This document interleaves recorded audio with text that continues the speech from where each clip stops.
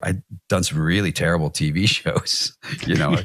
I did one show where I played an undercover cop on a Harley during the day and a rock star at night. It was called Sunset Beat.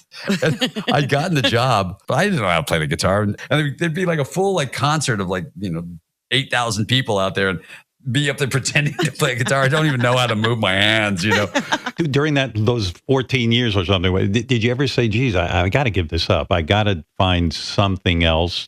The truth of the matter is, the first 2 years, I was broke. I was sleeping on the floor of a closet, and I didn't have a car. I rode a bicycle all around Hollywood for auditions, and and I did construction work and a lot of sort of other jobs to get by.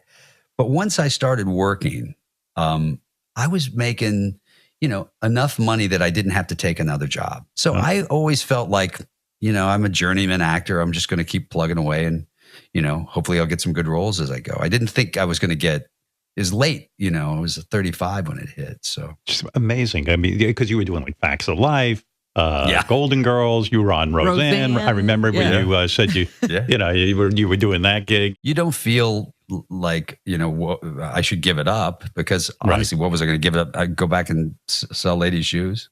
That's, by the way, let me just say that it's a shocking thing. Being in the selling women's shoes is shocking.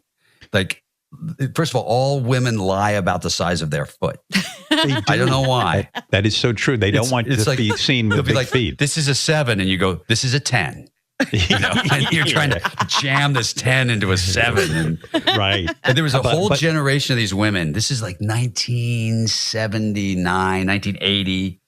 And I was working at this department store. And there was a whole generation of women who probably were born like in 1910 or something, that got their fourth toe cut off. Right. So they could fit into the pumps. Really? Their toes would fit. And one of your other jobs was they had this wooden shoehorn, and it was like a Mr. Potato Head. It had all these holes in it with a plastic corn. I remember those. And they would come in, and I'd have to spread blue powder on their corn. What a horrible job. Put the shoe on, and then go in and look, and then put the corn and stretch a cornhole. What you're saying, George, is that when you're on the set of the Attack of the Killer Tomatoes, you're going, this is fantastic. I am not putting powder on corns. When I'm sandpapering my bat nipples off, I'm still going, I'm good, man.